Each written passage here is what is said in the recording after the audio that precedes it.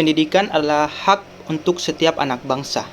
Namun, hingga pada saat ini, masih banyak sekali anak-anak di negeri yang belum benar-benar merasakannya.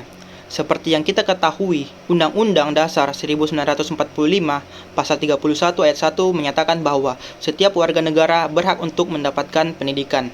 Dilanjutkan pada pasal kedua, yaitu setiap warga negara wajib mengikuti pendidikan dan pemerintah wajib untuk membiayainya. Hal ini sebagai jembatan bagi setiap warga negara agar dapat memperoleh ataupun dapat terserap ke dalam dunia pendidikan yang layak. Kita perlu ketahui bahwa kita hidup di negara yang kaya, tetapi masih banyak siswa yang harus menyeberangi sungai, berjalan berjam-jam hanya untuk memperoleh ataupun hanya untuk bisa untuk ikut belajar. Masih ada sekolah yang tidak memiliki fasilitas yang layak, guru yang tidak digaji layak, dan kurikulum yang berubah sehingga dapat memicu kebingungan dari peserta didik maupun guru itu sendiri.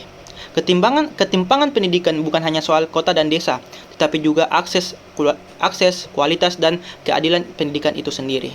Di sisi lain, dunia berubah cepat. Teknologi hadir di setiap aspek kehidupan kita. Namun, apakah semua siswa kita dapat terserap ataupun dapat memahami ataupun dapat berkembang sesuai dengan perkembangan teknologi yang ada? Kita butuh perubahan, kita butuh proses, dan kita butuh hasil. Kita bukan hanya dari pemerintah, tetapi juga dari kita semua. Pendidikan bukan hanya soal angka kelulusan, tetapi soal membentuk manusia yang berpikir, peduli, dan berdaya.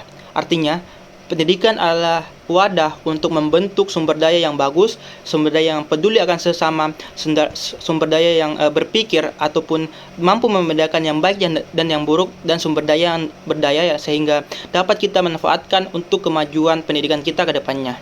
Di kota-kota besar, peserta didik belajar dengan tablet menggunakan internet yang cepat. Sementara di pelosok, ada yang belajar beralaskan alang-alang maupun belajar beralaskan bambu saja. Kita bangga dengan skor PISA kita, tapi kita lupa bahwa ribuan sekolah masih kekurangan buku, fasilitas, listrik, bahkan sumber dayanya yaitu gurunya. Guru-guru honorer mengabdi tanpa kejelasan nasib. Anak-anak dengan keterbatasan ekonomi harus memilih bekerja ataupun tetap bersekolah untuk melanjutkan hidupnya.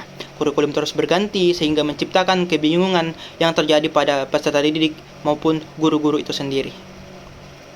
Mari kita bersama-sama untuk menjaga pendidikan agar menjadi yang lebih baik, menciptakan fasilitas ataupun menjaga fasilitas dengan baik, serta mari kita menyuarakan ketidakadilan yang muncul dalam dunia pendidikan yang sama-sama kita lindungi ini.